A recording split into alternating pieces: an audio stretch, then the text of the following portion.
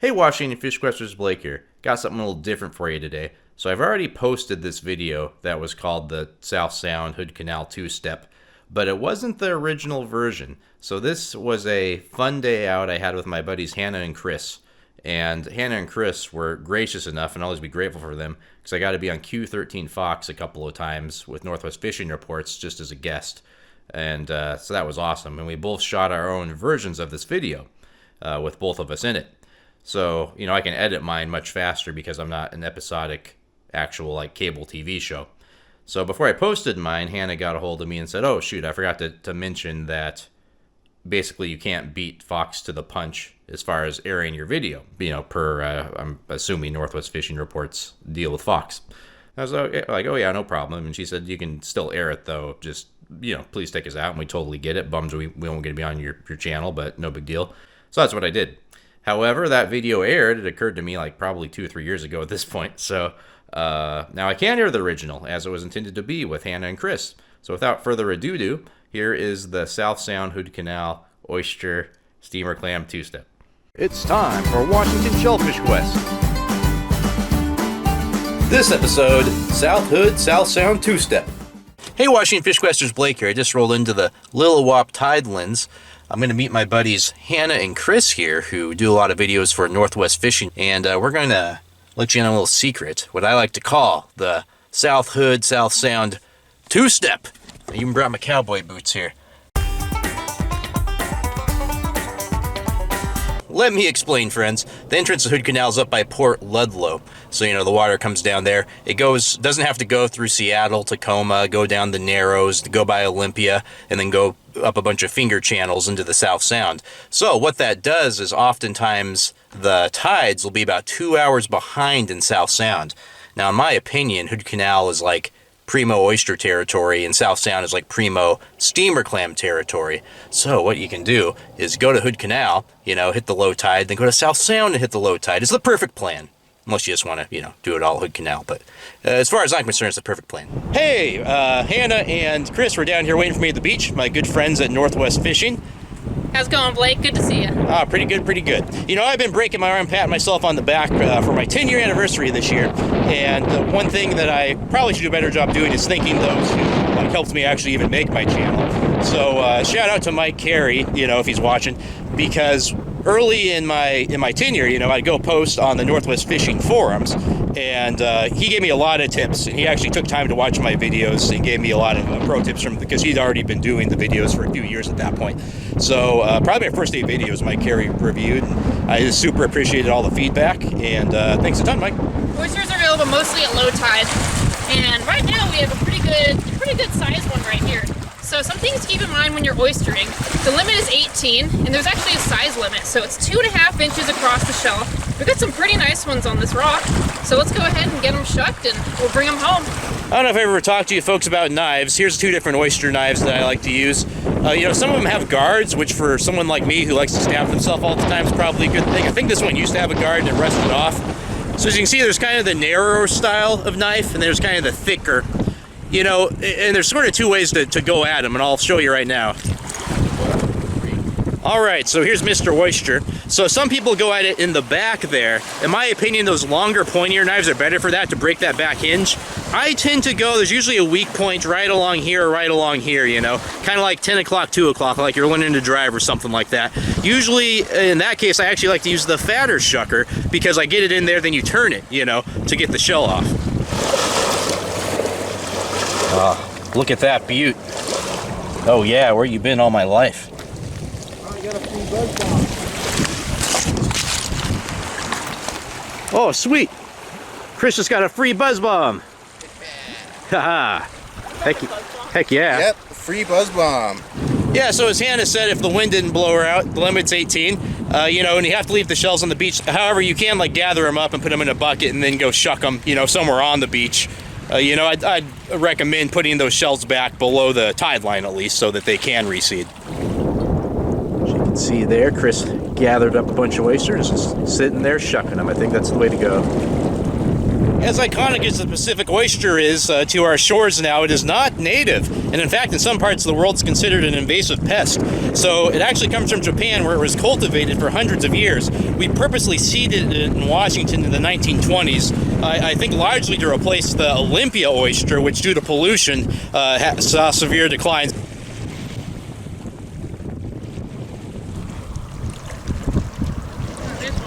You know, everyone has their own oyster preferences. I actually like them about in the 3-inch range, 3.5-inch range, so not much over the legal minimum.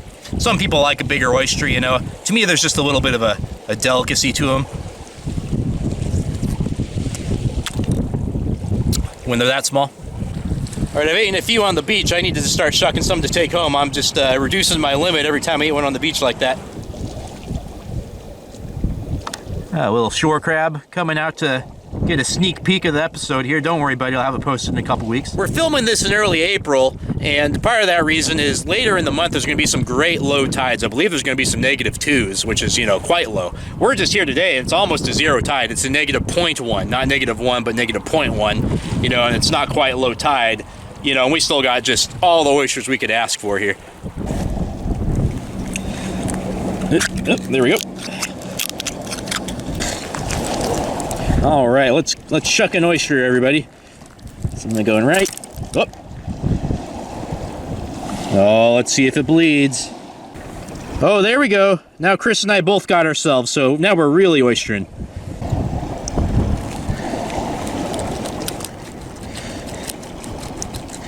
All right, there we go. Then once you got it popped off there, you want to cut the abductor muscle.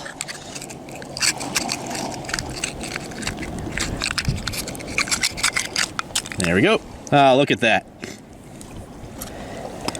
Now we just scrape it in there with all his friends.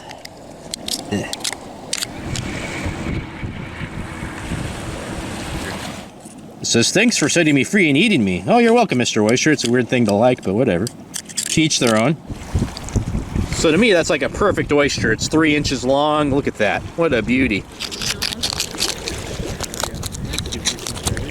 Woo-hoo-hoo! And that is a limit. Well, we did it. Best get to 2-stepping. Woo! Oh, hey, that's nice.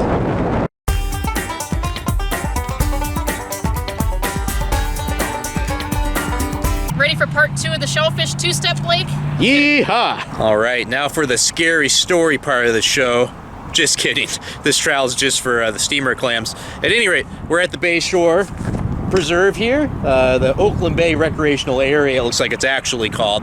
I call it Bay Shore because there's a golf course called the Bay Shore Golf Course right over here. It's been bought out by a nonprofit called the Capital Land Trust, and they're kind of returning it to nature. There is a creek there called Johns Creek that chum run up, as do cutthroat, sea run cutthroat trout, and anglers target them both.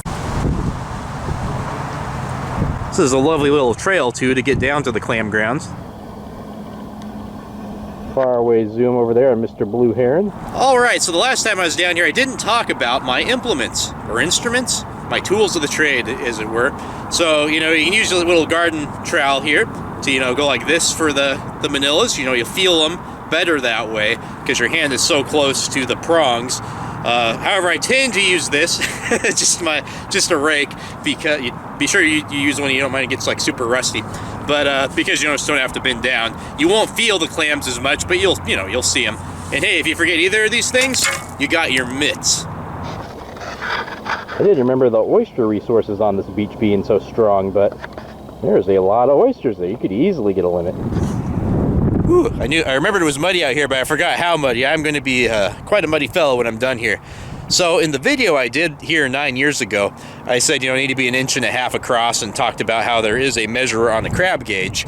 And I also said in the video, when text below, I said, or just I am. So don't listen to past Blake, because Fish and Wildlife has gotten really on top of making sure you do have a gauge so people don't just I am. So that's what this hole is here on the crab gauge. It's 1.5 inches across, and the clam just has to not pass through it at its widest point. So, you can have it like that. This one is so muddy. So this one's a keeper, just barely.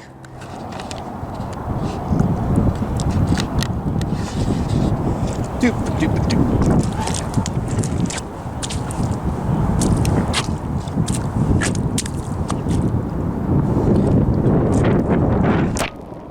No!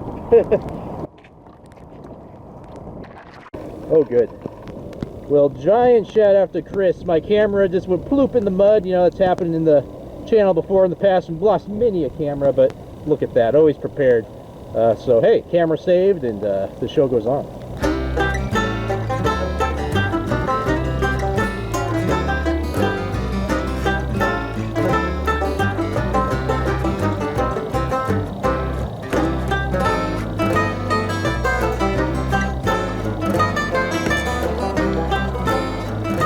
Hannah and Chris just theorized that they are finding the best luck, you know, right where kind of like the gravel meets the mud, and I agree, that's where I tend to be getting the most too. So like not in the ultra muddy areas, although there are some, and not in the ultra gravel areas, although there are some, but in the area that's kind of the in-between, you know. It makes sense. Chris was saying, you know, it's like a good kind of stop for him, you know, but it's not too tough. Hey, all right. All right, after moving to the much better spot a little further down, a limit was quite easy to get, so I'm gonna go rinse these guys off. We'll do an exit tro. All right, side quest time. We're gonna walk to historic Johns Creek, which, as I've mentioned, has a pretty nice chum run, wild chum run, and also has coastal cutthroat trout that spawn in it. The beautiful trails they got here, all thanks to the Capital Land Trust. And hey, you know, as a angler, you gotta love this. A land trust that actually has the little, you know, says this way to fishing. So a really rare and really cool type of habitat is this South Sound Prairie, it's called. I believe it's called that anyway. And it's my understanding that something like 1% of it's left from its native range because, you know, when you settle in an area, you look for that like flat ground, you know, that untreed ground that you can just build on. So there isn't a whole lot of it left, you know. Like my mound is another example, and it probably didn't get fully built up just because it's so dang moundy. But this is a great example of South Sound Prairie habitat, which, like I said, is dang near extinct. So wonderful that they could preserve this for future generations.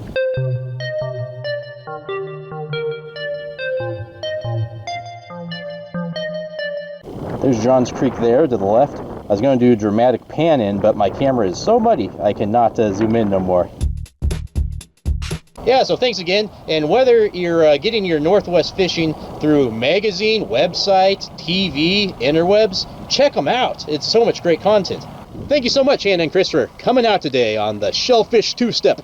Hey, thanks so much, Blake, for having us. You know, we've been watching Washington Fish Quest for years now. It's really an honor to be a part of a video, so I want to thank you again. It's been a great time.